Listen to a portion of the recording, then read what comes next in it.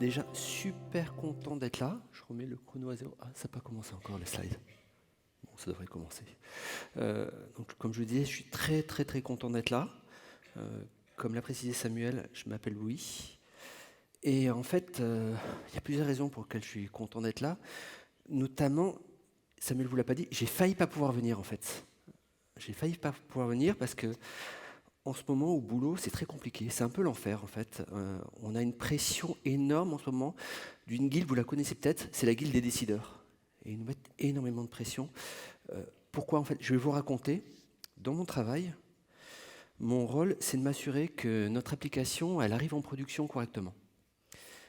Et là, les derniers tests de mise en production sont très mal passés. Et ça met beaucoup de stress. Et du coup, ils ne voulaient pas tellement que je parte. Ils disaient non, il faut régler les problèmes. Sauf que je leur ai dit, mais non, mais là, je suis devant un truc, je n'arrive pas à le résoudre. Ça tombe très bien, il y a une conf, il y a des gens qui s'y connaissent. Et je vais pouvoir travailler avec eux et essayer de trouver des solutions pour ça. Et c'est pour ça qu'on va faire une partie de Dev and Deploy, si vous êtes partant. Pour continuer de vous donner un peu du contexte, notre application, qu'on appelle le site, elle est basée, en fait, elle a une tagline, c'est à chaque événement, Halloween, Noël, le jour de l'an, elle sort une nouvelle version, avec un thème à chaque fois nouveau. Oui, parce qu'on n'est pas capable de faire du feature flipping avec des thèmes qu'on active. Il faut qu'on redéploie à chaque fois pour ça. Et du coup, c'est super important d'être à l'heure pour déployer, forcément. Et du coup, quand les mises en production, elles se passent mal, quand on ne les gère pas bien, là, il y a un problème. Et du coup, notre fameuse guilde des décideurs, elle nous a dit non, ça ne va pas être possible. Si jamais on a un déploie le lendemain d'Halloween, ce qui s'est passé en fait pour la pré-prod, pour nos tests, ça va être un vrai bain de sang. Donc ils nous ont mis un peu la pression là-dessus. Ils nous ont mis la pression, mais ils nous ont quand même donné quelques moyens pour qu'on avance en fait. Ils nous ont dit, vous allez quand même discuter entre vous, on va faire venir la guilde des agilistes, qui va venir vous aider à trouver différentes solutions. Donc déjà, on a fait travailler l'équipe de développement entre eux pour faire en sorte que l'application soit moins buggée. Et donc, de leur réflexion, il s'est dit qu'il fallait qu'ils aient des livraisons plus petites, plus fréquentes, même si le thème ne change pas, mais des livraisons très régulières et très fréquentes, avec un peu de temps pour effacer la dette technique. Et de là, ils sont venus avec un besoin important pour eux, c'est que pour livrer fréquemment, il faut que nos déploiements, ça soit un non-événement. Et là, ils sont venus vers nous, qui sont dans la partie Ops, en fait, avec ce besoin-là. Et du coup, la problématique, il faut que nos déploiements, on arrive à les rendre fiables, rapides, automatisés. Et pour ça, il faut qu'on revoie complètement le processus de mise en production. Parce que, oui, je ne vous ai pas raconté, mais vous avez peut-être ça chez vous. Nous, la mise en production, en fait, on a un robot humain. C'est une espèce de machine, on lui donne un document Word, qui fait de 100 à 200 pages, et puis qui lit la ligne et qui copie les lignes. Alors des fois, on a des trucs marrants. On a, sur les mots de passe, on peut avoir par exemple mot de passe de plus de 32 caractères en ASCII numérique. Et voilà, des fois, ça fait des trucs assez surprenants. Et quand tous les cas ne sont pas détaillés, forcément, il y a des choses qui se passent mal et c'est un peu la catastrophe. Mais du coup, moi, je ne connais que ce mode-là de mise en production. Donc j'ai besoin de vous pour choisir ce qu'on va faire. J'ai besoin de vous de plusieurs manières. Il va falloir me donner des idées, des indices, et puis il va falloir prendre des choix. Donc là, j'aurais besoin que vous soyez vivant, que vous soyez dynamique. Et les choix, je vais vous demander de les faire à l'applaudimètre. Donc je vais vous faire une première proposition. Si vous voulez la suivre, vous applaudissez fort, avec du cœur. La première proposition, on va aller discuter à la machine à café, ou la taverne.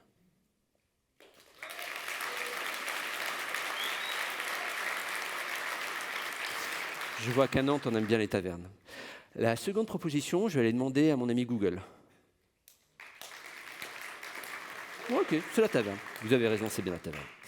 Alors, allons à la taverne. À la taverne, ça tombe bien, justement. J'ai d'autres amis que Google. J'ai Gandalf et Gimli. Vous les connaissez peut-être. Et je leur explique mon problème et ils me proposent la solution suivante. Ils me disent, c'est tout simple. Déjà, ton application, il va falloir que tu revoies la façon dont tu la distribues. Tu vas la mettre dans des images Docker. Et puis, c'est ces fameuses images Docker que tu vas déployer. Tu vas faire tourner des conteneurs sur tes serveurs. Après, tes conteneurs, tu ne vas pas les faire tourner en faisant des scripts à la main, en lançant des commandes Docker Run ou du Docker Compose, et puis gérer ton failover des différentes machines. Tu vas utiliser pour ça un orchestrateur de conteneurs qu'on appelle Kubernetes. Là aussi, c'est encore assez connu, en utilisant les principes de GitOps. Alors, moi, Docker, j'avais déjà entendu parler, Kubernetes aussi, j'avais même suivi une formation il y a quelques temps, donc ça me parlait à peu près. Mais par contre, GitOps, là, je ne vois pas du tout ce que c'est. Ils m'ont dit, ben, pas de souci, je te propose un truc, c'est qu'on se rende en fait au Meetup du Point, ça tombe très bien, il y a Legolas justement, qui parle de GitOps. Donc on va aller voir un peu ce fameux Meetup. Donc j'arrive, vous êtes là aussi avec moi, vous assistez à la présentation de Legolas, c'est pas moi en l'occurrence, hein. Il a des grandes oreilles. Vous avez retenu plein de choses. À la fin de la présentation, il propose en fait aux participants, donc à vous, un petit échauffement pour bien comprendre et bien se préparer à la suite de l'aventure, parce que je ne vous l'ai pas dit, mais quand même, il va falloir qu'on envoie en production le site, la version de Noël, pardon, pas de Noël, d'Halloween, et qu'on automatise tout ça, et qu'à la fin du talk, on soit capable d'envoyer la version en production, la version de Noël, avec différents cas d'usage, tout ça. Donc voilà, on a un peu de temps pour ça, mais il va falloir un peu s'entraîner. L'entraînement, donc ça va être un petit didacticiel. Petit didacticiel, Legolas, il commence par une première question. Première question évidente, vous avez bien suivi le talk, vous savez ce que c'est. GitOps, d'après vous, c'est quoi? Alors, applaudissez si c'est pour vous un plat réchauffé. Ok. Un truc révolutionnaire.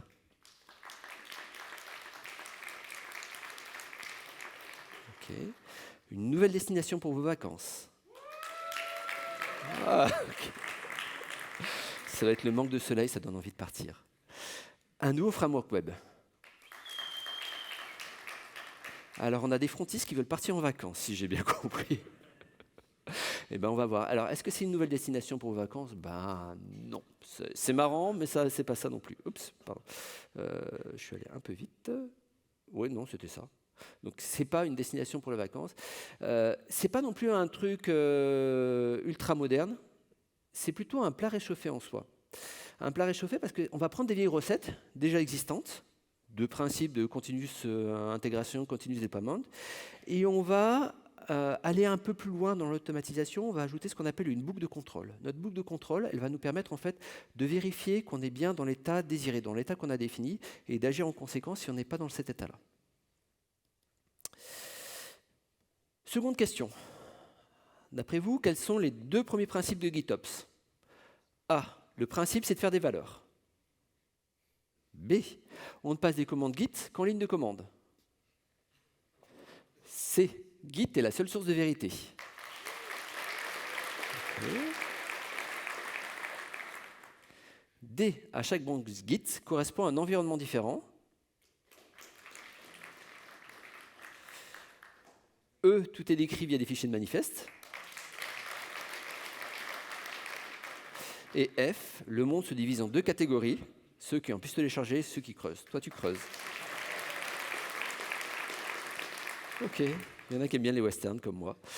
Alors, j'ai retenu, je dirais que Git était la seule source de vérité et F, le monde se divise en deux catégories. Donc, effectivement, Git est la seule source de vérité, c'est bien, on gagne un peu d'expérience, on a résolu une issue, pas mal. Et puis, le monde se divise en deux catégories, non, c'est pas tout à fait ça. En fait, la réponse, vous l'aviez aussi, c'était tout est décrit via des fichiers de manifeste. Troisième épreuve, qu'est-ce qui est décrit d'après vous dans nos repos Git? Du YAML et rien que du YAML. L'état désiré de nos infrastructures. Des scripts qui mettent à jour l'infrastructure. Des images de chats en ASCII art.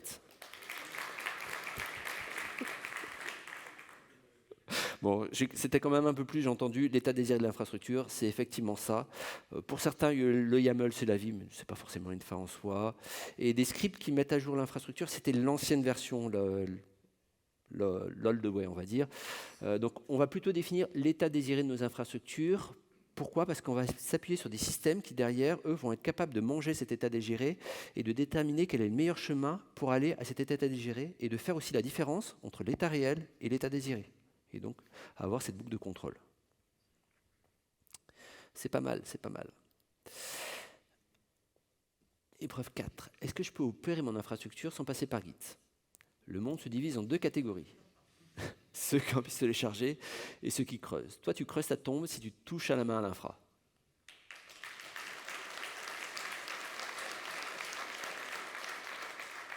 Et bien sûr, Amgroot.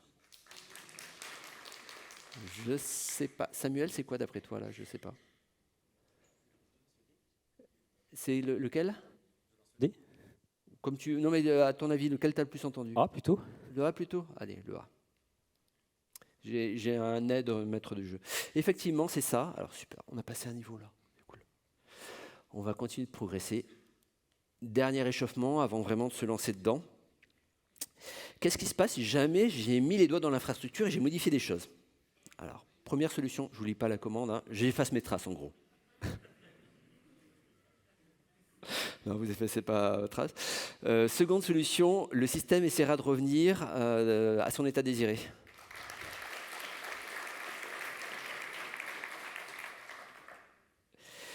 Et dernière proposition, j'ai trouvé un Groot et je le désigne. Ok, on essaie de revenir à l'état désiré. C'est effectivement ça. Donc là, vous avez appris, j'espère, pas mal de choses. On va pouvoir aller un peu plus loin maintenant. Si on doit résumer tout ça en une phrase, bon, deux, trois phrases, c'est un peu plus long, on va dire que GitOps, ça serait un repo pour les gouverner tous, un repo pour les détailler, un repo pour les aider tous, et dans Cube, les déployer. On arrive à la taverne avec ce nouvel enrichissement. On peut prendre nos pots post-meetup. On se tape avec Gimli, Legolas. On a même droit, on nous offre une bière parce qu'on a passé le level 1. On dit ok, c'est bien, maintenant je sais ce que c'est que GitOps, je sais que je vais faire du cube avec du Docker. Maintenant, quel outil j'utilise? Comment je fais pour aller plus loin? Legolas, il dit bon, écoute, j'ai une arme qui est magique, elle est super bien, ça s'appelle Argo CD. Franchement, je l'utilise couramment, c'est parfait. Pendant ce temps, Gimli, il ronchonne, il dit c'est encore un truc d'elfe, ça. Moi, j'ai fabriqué mon truc. Hein. Parce que moi, je veux fabriquer mon truc, j'ai pas utilisé un truc d'elfe.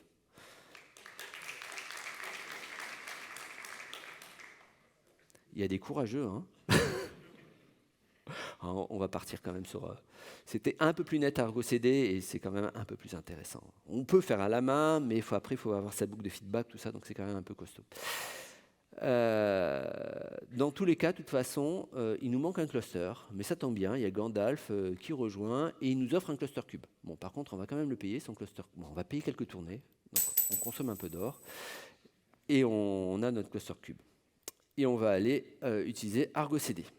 Argo CD, c'est quoi? C'est une solution de continuous delivery spécialement dédiée à Kubernetes. Alors, il y a des alternatives à Argo CD, il y a Flux notamment, qui est très bien aussi. Là, Argo, pourquoi pas? Parce que c'est un truc d'elfe, hein, tout simplement. Il est basé sur un principe. Si vous voyez bien l'espèce de graphique, et le graphique officiel, hein, j'ai rien fait. D'un côté, on a déployé au sein de notre cluster Kubernetes un contrôleur Argo CD qui va aller en fait voir ce qu'il y a dans Git et qui, s'il y a des différences entre l'état qui a été défini et l'état qui est désiré, va prendre les nouvelles choses et va les donner à Kubernetes. Il va le donner à un ou plusieurs clusters en fonction de ce qui est configuré. Il va travailler en local ou dans des clusters différents. S'il y a des écarts ou au moindre truc, il peut nous faire une boucle de feedback en nous notifiant par exemple sur Slack ou sur d'autres choses. Donc là, notre première mission, on va installer et configurer Argo CD. On va s'assurer que la command line fonctionne, donc il y a une command line Argo CD, et on va s'assurer que l'interface web elle est accessible au travers d'un ingress, donc on va l'exposer en fait dedans. Donc on va créer un cluster, on va créer dans notre cluster qui est là, qui tourne, j'ai démarré tout à l'heure, Argo CD. Alors, on va lancer l'install d'Argo. Donc je commence par créer un namespace, dans lequel je vais héberger Argo. Après, ça tombe bien, j'ai des descripteurs qui vont bien pour installer Argo CD. Donc là, c'est la version 2.3.4 que je vais installer. Donc là, il est en train de le démarrer. On voit qu'il y a les différents éléments qui sont en train d'arriver, qui sont en train de popper directement.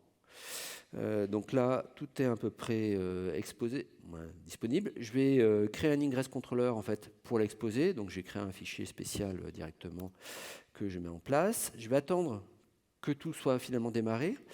Une fois que ça sera démarré, je vais m'amuser à changer le mot de passe parce que par défaut, il initialise avec un mot de passe qui est un peu compliqué. Et pour les démos, moi j'aime bien Argo Démo comme mot de passe. Alors faites pas ça en prod. Hein. Tout ce que vous voyez, ne le faites pas en prod. Donc je récupère le mot de passe en fait en récupérant un mot de passe qui est stocké dans un secret Kubernetes. Je vais m'authentifier avec ce fameux mot de passe. Ça y est, je suis authentifié. Et maintenant, je vais mettre à jour le mot de passe directement en mettant Argo Démo. Mon mot de passe est à jour. Là, j'ai ouvert une fenêtre qui pointe sur Argo CD. J'ai pas de certificat SSL, j'ai fait tout.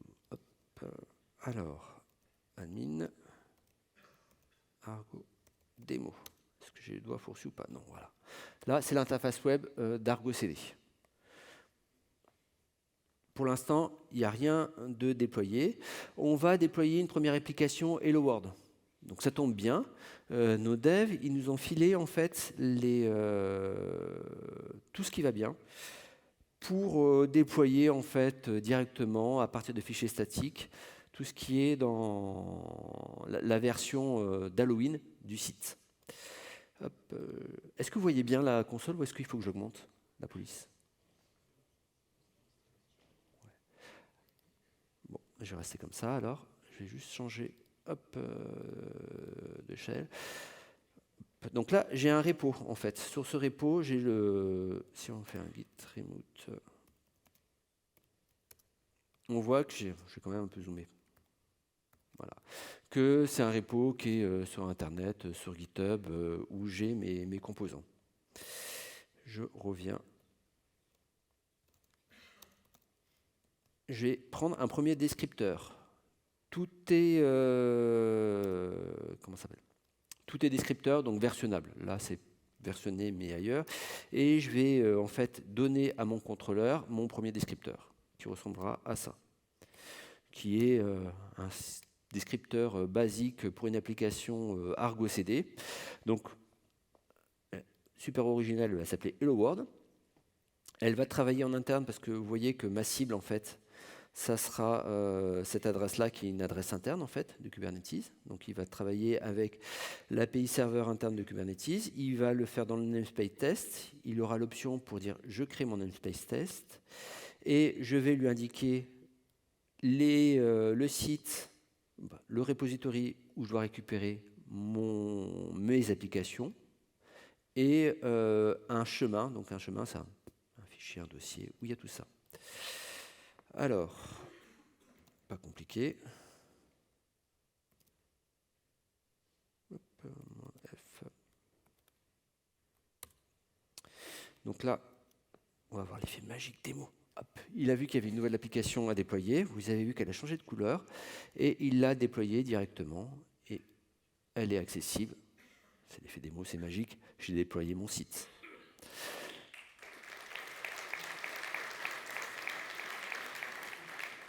Donc là, c'est super. Je suis en capacité de déployer la version d'Halloween. Vous voyez que c'est des gens comme moi qui ont fait le CSS. Et on voit qu'effectivement, au niveau de Kubernetes, j'ai un namespace test et puis j'ai 2 pods qui ont été démarrés. On va revenir sur l'après. Donc on a réussi à résoudre cette issue. On a gagné un level. Je me suis un peu emballé, on a même passé l'autre épreuve, on a déployé en production à partir du repository Git, 2 d'un coup. Super. Donc voilà, c'est celle-là. Hop. Donc là, c'est la fête. On a fait en quelques minutes un truc qui a pris plusieurs heures quand même à mon robot humain. Maintenant, on s'est déployé en production directement depuis Git. Les devs arrivent avec une question très valable, très intéressante. Comment je vais gérer d'autres environnements? En effet, là, j'ai fait une version de test sur un cluster de test, mais Gandalf, il m'a filé d'autres clusters. J'ai un cluster de prod, et puis après, j'ai un cluster pour les dev, test, recettes. Donc, comment je vais gérer ça, quoi? Je ne sais pas, vous savez, vous? Bon, on va aller à la taverne alors, essayer de trouver. On va chercher ce qu'on appelle un modèle de configuration pour gérer nos différents environnements en fait. Pas de bol, il n'y a ni Ghibli, ni Gandalf, ni Legolas. Mais il y a un barde qui connaît plein d'histoires, plein de légendes. En lui payant un peu l'apéro, il est très verbeux, il me parle de différentes solutions en fait. Il y a différents héros qui ont suivi ça, qui ont mis en place ce système-là, qui sont capables de faire ça. Il y a Customize. Customize, c'est un guerrier nain légendaire en fait. Il est assez robuste, assez buté, assez lisible, assez compréhensible. Et par contre très buté, lui il a un principe, c'est qu'il refuse le templating. A contrario, il y a son ennemi juré, Helm, le démon du templating Go. Lui c'est tout le contraire.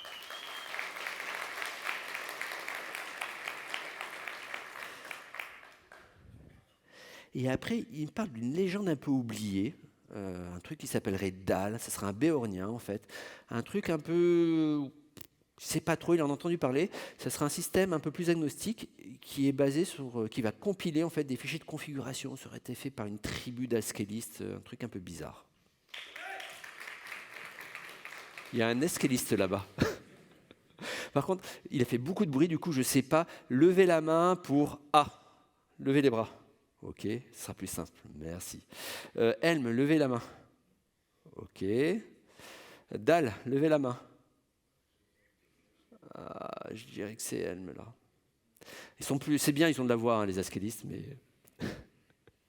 Donc on va suivre Helm.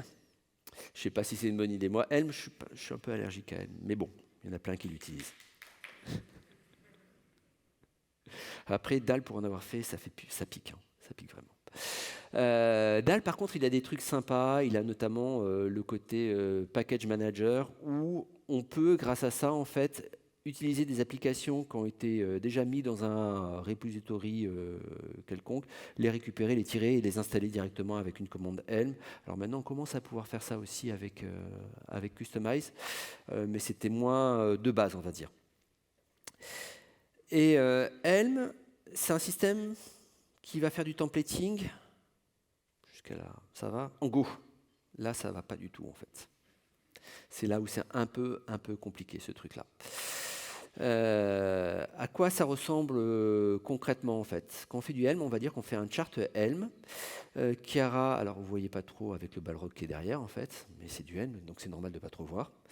Il aura un premier fichier chart.yaml qui va être en gros notre point d'entrée qui va dire bonjour, hello world, c'est moi l'élément. Et puis il aura un dossier où il y aura plein de templates qui seront des fichiers YAML avec du code en Go dedans, pour des if, pour des remplacements des valeurs. Et puis il aura ces fichiers-là, values, qui vont permettre en fait de donner différentes configurations par environnement. Et c'est là où on va avoir l'astuce de dire, ben voilà, j'ai un environnement de staging, j'ai un environnement de production, j'ai un environnement de ce que vous voulez. Je crée à chaque fois un fichier différent qui est versionné du coup et qui est sur la même branche. Si on rentre un peu plus dans le détail, le chart Helm de base, donc le premier fichier d'entrée, il a un nom, il a une version. Et puis après, on rentre dans les fameuses values. Donc dans les values, ça c'est un exemple de value. Il va avoir un certain nombre d'éléments qu'on peut paramétrer. Par exemple, le nombre de réplicas du pod. Donc là, on a un seul pod. L'image, la version. Donc c'est le tag en fait.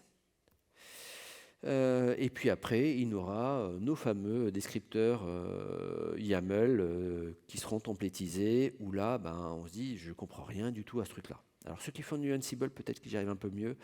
Moi, j'aime ni Ansible, ni Helm pour ça. Donc là, voilà, si je veux changer par exemple la version de l'image, moi l'image, c'est la concaténation de la repository, du tag, et par défaut, ça prend la valeur du chart, de la version qui est définie dans le chart. On va y aller? Vous l'avez voulu, hein? Alors, même principe avec Argo CD pour Helm, j'ai un descripteur, une application qui va ressembler beaucoup à tout ça. Alors comme j'aime bien pas laisser traîner des trucs, je vais supprimer mon Hello World si ça ne vous dérange pas. Vous allez voir l'effet démon en plus, il va disparaître. Hop, allons voir dans notre fameux dossier Helm à quoi ça correspond. Prenons par exemple la partie staging. Donc staging, je vais avoir mon descripteur, je vais peut-être un peu plus zoomer. C'est mieux là? J'ai toujours donc mon... si on l'ouvre, on va voir, c'est un repository Git. Okay. J'ai un dossier, je vais revenir dessus. Donc c'est son point d'entrée. Dans ce dossier-là, en fait, il y a tous mes charts Helm. Et puis, il y a un fichier de valeurs qui est super important. C'est là où j'aurai les valeurs qui vont correspondre à mon environnement. Si, par exemple, j'essaie d'appliquer ce fichier-là. Alors, je vais commencer par déployer... Non, pas la prod, j'ai dit le staging. Donc là, on va voir l'effet démo. Est-ce que ça marche? Il faut que je recharge parce que le certificat HTTPS pas valable. Staging. Vous vous rappelez tout à l'heure, j'en avais deux, mais comme j'ai supprimé, il a disparu. C'est staging, donc ça c'est la version 1.0, donc la future version, pas mal. Je vais ajouter la prod.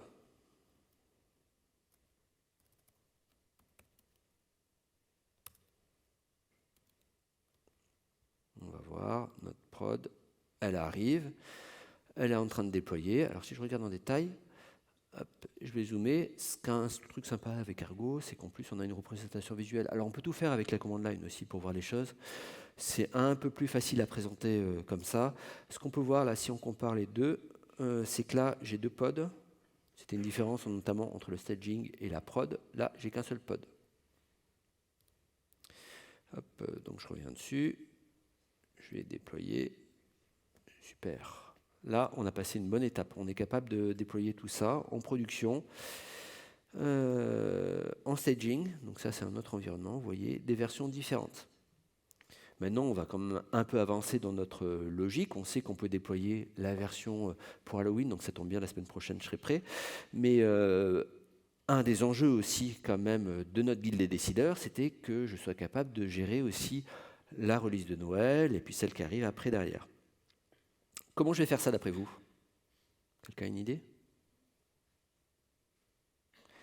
Je vais aller modifier mon repo Git, et puis dans mon repo Git, je vais simplement mettre à jour la version de mon image.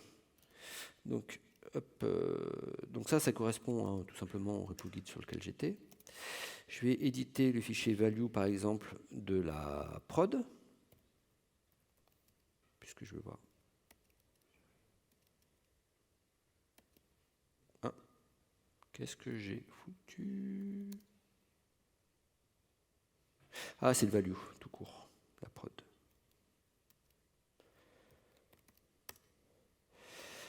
Donc ça, c'est l'environnement production. Et je vais mettre la version... C'était... Voilà. Je vais passer en version... Pardon. 1.0. Je vais pousser tout ça. Donc je pousse tout ça sur Git. Ok, c'est poussé. Ouais, j'aime bien dans mes commits avoir des poneys. Hop, alors, il est où Voilà. Alors, est-ce qu'il a vu la modification? Non, il ne l'a pas vu encore. Le truc, c'est qu'en fait, il ne synchronise pas en permanence. Il va régulièrement pouler le repo. Il va le pouler toutes les 3 minutes. En fonction de quand je tombe, ça peut être plus ou moins long. On va un peu l'aider à accélérer quand même. On va utiliser la commande line argo cd. Alors, j'ai 2 apps. Je vais prendre Helm prod et puis je vais lui dire... Alors, j'ai un trou de mémoire. Je crois que c'est dans ce sens-là. Voilà. Donc là, je force à synchroniser mon application.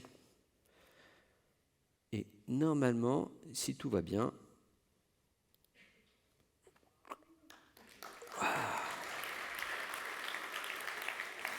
et c'est effectivement toujours notre environnement de production. On est pas mal là. Allez, on va continuer. continuer. Hop.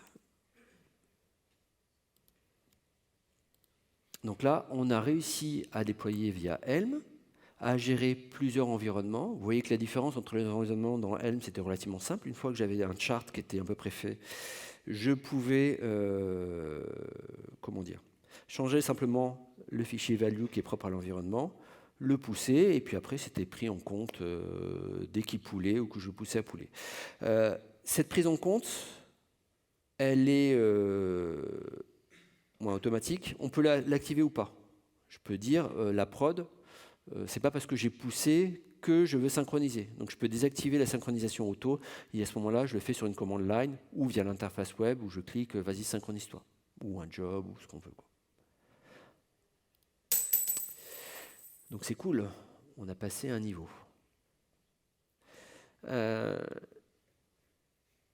La guilde des décideurs est super content. Je vais avoir ma promotion, c'est top. Je passe des niveaux en plus, c'est normal, quoi. Par contre, ils ont entendu parler dans 01 Informatique d'un truc qui s'appelle, je ne sais pas si vous avez entendu parler, Log4Shell ou Spring4Shell. Apparemment, c'est un peu dangereux, quoi.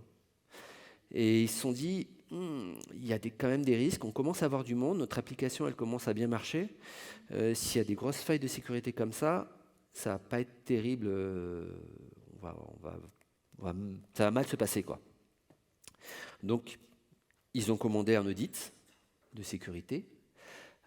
Cet audit de sécurité, elle a révélé un certain nombre de failles. Failles applicatives à gérer, mais aussi failles dans la façon dont les secrets étaient gérés. C'est-à-dire que c'était super, en fait, j'avais pas fait gaffe, moi, ils m'ont envoyé un Docker, ils m'ont filé directement tous les Helm qui allaient bien. Les Kustomize aussi, c'était bien, ils m'avaient filé ça. Mais il n'y avait pas du tout de secrets qui étaient gérés là-dedans, en fait. Les secrets, ils étaient hard-codés. Donc ça, c'est pas terrible du tout, quoi. C'est pas une bonne solution, c'est pas très portable. Il y avait un bout de code qui détectait en fonction de la version de l'environnement, tiens, c'est telle ou telle connexion à la base de données. Ça se trouve, ils avaient mis les mêmes mots de passe pour la base de données, je ne veux pas savoir. Enfin bon, un truc pas terrible. Du coup, il faut qu'on gère les secrets différemment, et ce que me disent les devs, ok, pas de souci. On va externaliser les secrets, nous on les sort, on va te filer une nouvelle version de l'application qui est plus sécurisée et qui prendra ces fameux secrets injectés directement par Cube en tant qu'objet secret. Sauf que j'ai suivi une petite formation Cube, mais je ne sais pas trop bien comment gérer les secrets encore, donc je vais voir Gandalf en fait. Et Gandalf, je lui explique mon problème, il me dit écoute, tu as plusieurs solutions. Tu peux gérer ce qu'il appelle, là il met bien les trucs, les secrets natifs de Cube. Tu peux faire aussi du chiffrage dans Git avec ce qu'on appelle les Bitnami Cell Secrets. Ok. Tu peux utiliser la solution la plus avancée, pour moi, ça s'appelle HashiCorp Vault. Ah ouais. Il y avait une troisième option, si jamais les démos avaient raté, pour aller à la fin, on aurait perdu du temps, mais du coup, on va aller voir Vault. Hein. Alors, Vault, qu'est-ce que c'est ? Vault, c'est un système externe qui permet de gérer les secrets qui sont stockés sous la forme de bases clés-valeurs, avec plein de trucs de ouf, Vault. Il est capable de chiffrer il chiffre sa base en interne, il a un système il la scelle, il la verrouille, où il faut avoir un système où on a 3 clés valides sur 5 qui permettent d'unsealer la clé. Il a des systèmes aussi où les fichiers sont répartis. Il peut avoir plusieurs back-end in memory quand on est en mode dev, back-end fichier, back-end appuyé sur consul, back-end, il y en a d'autres encore. On peut faire le TCD et puis je ne sais plus quoi. Donc c'est un truc très très puissant. Quand on a un cluster Volt qui tourne derrière, parce qu'il vaut mieux avoir un cluster pour ce genre de truc, c'est quand même un truc un peu critique. Derrière, on peut s'interfacer de différentes manières. On a plusieurs approches. On peut le faire depuis l'endroit qui lance le déploiement. Si par exemple j'avais choisi de partir sur du GitLab, du Jenkins ou autre, j'aurais pu faire en sorte qu'au moment où je lance mon déploiement, donc je vais faire toutes mes commandes qui vont me connecter à l'API serveur pour déployer, je récupère le fameux secret dont j'ai besoin, Et puis je l'injecte et je crée des fichiers de secret que je pousse directement dans Kubernetes. J'aurais pu utiliser ce qu'on appelle des générateurs aussi. Donc Kustomize a ce genre de solution, par exemple, où on a des générateurs dédiés pour Volt, et on peut directement lier Kustomize à Volt, et il va interroger Volt pour récupérer tout ça et l'injecter. On peut le faire aussi depuis le cluster directement. C'est-à-dire que là, on va mettre en place un système dans Kubernetes. Il nous reste 15 minutes, c'est bon, on est bien. On va mettre en place dans Kubernetes un système qui nous permet en fait de récupérer le secret au moment où on en a besoin. Pour ça, on a plusieurs approches. On a souvent des systèmes qu'on appelle dits par mutation, en fait, où on a mis des annotations dans les objets en question, et puis on va détecter que c'est au moment où c'est déployé qu'on a besoin de récupérer un secret dans Volt, et puis ça va être injecté directement via un conteneur en plus qui a été ajouté à côté, par exemple. Ou on peut le faire aussi au niveau applicatif. Par exemple, si on fait du Spring, on a un certain nombre de librairies de base qui nous permettent de se connecter à Volt au moment où il est déployé et de récupérer les éléments. Puis on a plein d'autres librairies, hein. Il y a plein de langages qui permettent de faire ça dans leur librairie. Ou enfin, il y a une autre solution, c'est celle qu'on va utiliser. Si vous êtes d'accord pour continuer, on va utiliser ce qu'on appelle les Secret Store CSI Drivers. Les CSI, en fait, c'est une espèce de systèmes qui nous permettent d'interfacer différentes manières de monter des volumes dans Kubernetes qui ne sont pas forcément définis par ailleurs. Donc c'est en gros un système qui permet d'étendre Kubernetes pour monter des volumes. Un volume, c'est un endroit, pour faire simple, où on a des fichiers. Donc on va utiliser la façon dite native de Kubernetes pour faire ça. Par contre, c'est quand même du haut niveau d'installer Kube, de gérer Kube. Clairement, de base, si vous voulez faire ça comme ça, on n'aurait pas vraiment le temps ni le niveau. Ce que je vous propose, si vous voulez faire ça, c'est on engage un consultant POC pour l'occasion qui va nous faire un POC Volt qu'on va tester, qu'il ne faudra pas mettre en prod, hein, attention. Et on lui donne 10 pièces d'or, ça tombe bien, il nous en reste 15. Et puis il va nous installer le début d'un Volt et puis nous expliquer comment l'utiliser. Est-ce que vous voulez payer? Est-ce que vous voulez être radin et vous voulez revenir en arrière? Il y a des radins là. Levez la main ceux qui veulent payer. Ok. Ceux qui veulent revenir en arrière? Ouais, non, vous êtes généreux globalement. Alors, Volt, comment ça fonctionne? Donc, c'est un peu magique. Il nous file un script, on va le voir, on va l'exécuter tout à l'heure, qui va nous installer Volt. Je vous l'expliquerai un peu plus en détail quand on l'exécutera dans le cluster. Et après, ce qu'on fait, c'est qu'on va fournir un nouvel objet, un nouveau descripteur de type secret provider class, qui va implémenter la partie CSI et qu'on va configurer pour se connecter à Volt. Donc lui, en fait, il a un provider Volt, il a l'adresse de Volt, on peut avoir d'autres paramètres. Et puis dedans, on a référencé, dans celui-là, différentes manières d'accéder à Volt. Donc là, on va l'appeler Volt Secret Exemple, par exemple, ce fameux provider. Et puis, on va lui indiquer comment récupérer dans Volt le secret. Donc là, il récupérait ce qui est dans secret fou. Le data, c'est... On ne le voit pas visuellement quand on ajoute des trucs. C'est par contre, quand on le requête, on a besoin de le préciser. Et dedans, il y a un objet password qui va récupérer. Et puis, il va nous monter ça dans un objet bar. Donc après, on récupère un fichier bar quand on récupérera le secret qui contiendra la valeur de password dedans. Et derrière, pour l'utiliser, dans notre pod spec, donc ça peut être dans un pod, dans un déploiement, dans un stateful set, on va avoir une section volume. Section volume, elle va être un peu spéciale. On va avoir dedans un truc qui va s'appeler CSI Driver. Donc c'est pour dire que c'est un CSI. On a le driver de type Secret Store. On peut avoir d'autres drivers de CSI. Et puis, on lui fournit la classe. C'est un peu l'objet qu'on a défini avant, le Volt Secret Exemple. Et ça va automatiquement nous monter le volume en interrogeant directement Volt. Alors oui, précédent. Hop, on va faire ça.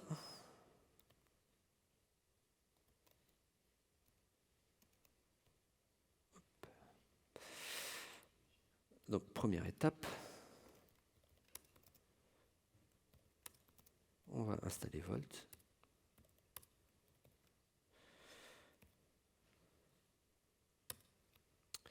Donc je commence toujours par créer un install Volt, comme ça, pour le supprimer, désinstaller, c'est beaucoup plus simple. Je vais installer, donc j'ai un manifeste que j'ai préparé, moi, que notre consultant POC a préparé pour Volt, qui va installer Volt en mode dev. Donc en mode dev, ne faites pas ça. Tout est monté en mémoire et il n'y a pas besoin de gérer les fameuses clés pour unsealer derrière. Donc j'ai mon Volt qui est démarré. Ensuite, je vais ajouter toute la partie driver CSI pour Volt sans lui donner d'implémentation précise. Et après, je vais lui installer aussi. Donc, là, je vais installer ce qu'on appelle les CRD, les nouveaux mots là qu'on a vu tout à l'heure, les nouveaux types d'objets. Là, j'installe le driver générique pour ça. Et après, je vais lui installer une implémentation. Il faut savoir que là, on utilise Volt, mais en fait, on pourrait utiliser d'autres implémentations. Il y a une implémentation qui utilise le KVM, donc le système de stockage de secrets de AWS, un qui utilise celui de GCP. Aujourd'hui, c'est les trois principaux qu'on va trouver. Il y en a peut-être d'autres, mais je ne les connais pas. Et donc là, j'ajoute mon CSI Provider. Voilà. Donc mon CSI Provider, il est démarré partout, il va se démarrer sur tous les nodes, et c'est lui qui va, quand va y avoir la demande, en fait, l'intercepter, la traiter et injecter tout ça dans le volume. Donc là, j'ai mon Volt qui est prêt à emploi.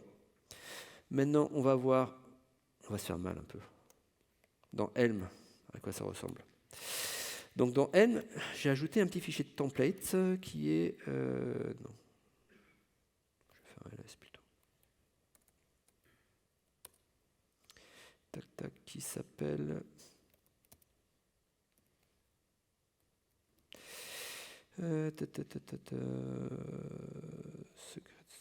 Oui, c'est Secret Store, c'est original.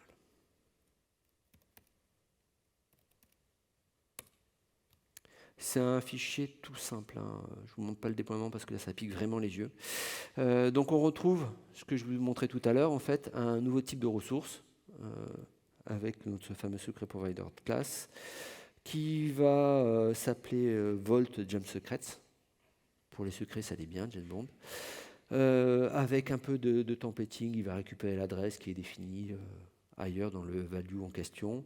Et puis, ça, c'est hard-codé pour l'exemple, mais ça va très bien suffire. La partie, le pass pour récupérer tout ça. Alors, je ne sais pas si je vous ai pas montré. Quand il a passé le script quand même, outre avoir installé Volt, en fait, on a fait d'autres choses. En fait, on a fait de la configuration.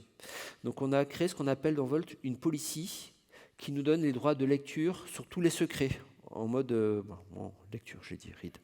Ne faites pas ça, c'est pas bien.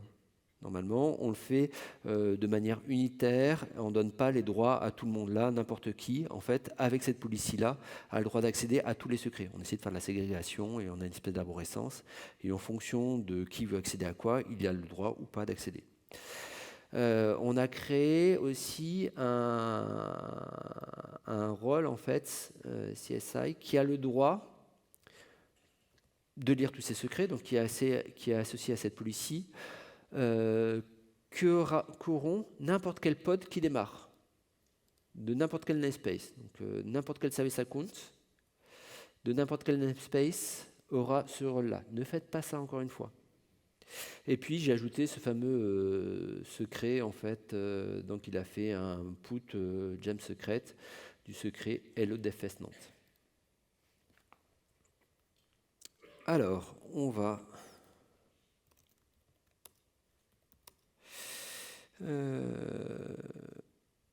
appliquer ça. Donc je vais ajouter l'Argo Apps. C'est Helm Volt, c'est elle. Donc là, c'est un fichier Helm, Argo classique, comme on en a vu tout à l'heure. Hein. Si je le remontre, il aura juste le value qui sera associé, que je vous ai montré tout à l'heure. C'est le value Volt. Bon, non, je ne vous l'ai pas montré, mais il contient les informations pour se connecter à Volt. Et il a une option, parce qu'il y avait un if qu'il activait, qui disait que ça, c'était disponible ou pas. Et dans le déploiement, il y avait des tests qui font peur aux yeux, qui disent si jamais j'ai le droit de créer des trucs Volt, alors ajoute-moi tel volume. Et du coup, j'ai dû avoir là-dessus, il faut que je recharge, hop, voilà, le fameux Volt Secret, qui a monté le secret, hop, Voilà, et on a notre secret, c'est ultra sécurisé le site quand même pour les débugger, donc LODFS Nantes. Si jamais je change la valeur et que je supprime le pod, il va redémarrer avec une nouvelle valeur là-dessus.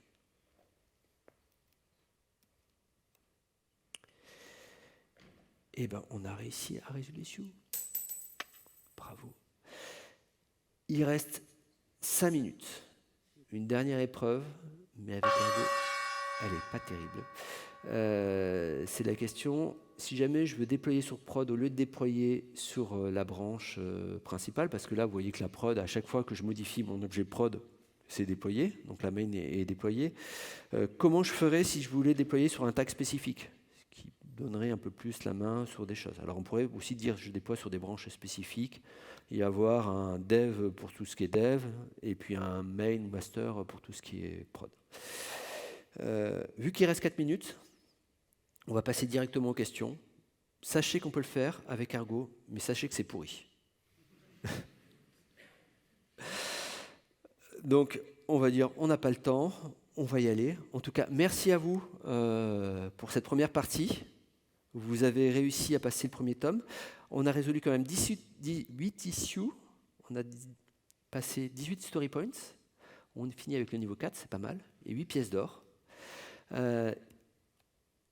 Si jamais vous voulez un peu des références sur tout ça, prenez en photo ça. Sachez que de toute façon, le code source de tout ça, avec la présentation, avec les démos, il y en a bien plus de démos parce qu'il y a plein de chemins possibles. Il est accessible. C'est celui-là. Les applications de démo, elles sont là-dedans. N'hésitez pas à faire des retours. Dire ce que vous avez aimé, pas aimé, comment améliorer, si vous avez des suggestions.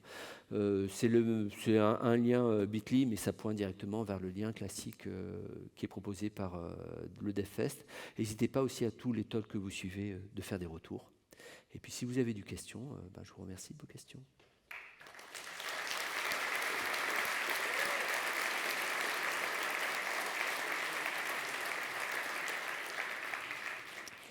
Avez-vous des questions ?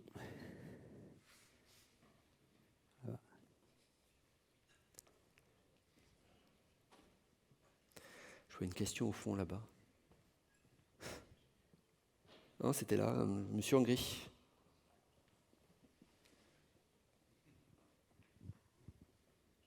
Ouais. Merci d'abord pour la présentation. La question que je vous pose, c'est que tu mets au départ gérer votre infrastructure en GitOps. Et là, on voit que la partie applicative. Oui. Est-ce qu'il y a des solutions pour gérer à la fois la partie applicative plus la partie infrastructure, type base de données, monter des security groups ou des firewalls supplémentaires? Oui, avec Terraform en fait. Il y a des Ouais. solutions qui permettent de faire ça. Donc ça existe, Terraform propose ça. Il y a des intégrations aussi où ils font des mix entre Terraform et Kubernetes. Ils utilisent Kubernetes pour la boucle de contrôle qui va déclencher des actions avec Terraform derrière, avec les plans. Donc tu peux faire ça avec Terraform. Je connais moins les parties Terraform. Il y a des équivalents de type Argo CD pour Flux. piloter tout ça?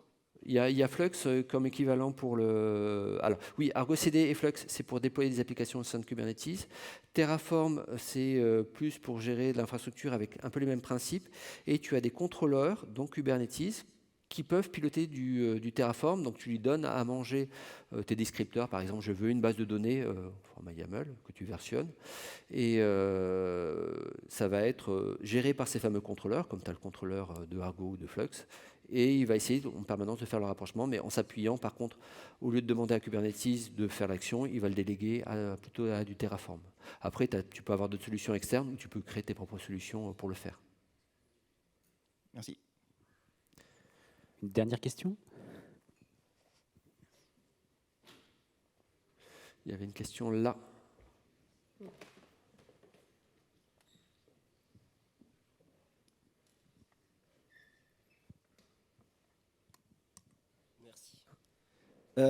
Bonjour et merci. Si tu avais eu à choisir entre Customize, Helm et le dernier, je me souviens plus du nom, qu'est-ce que tu aurais choisi?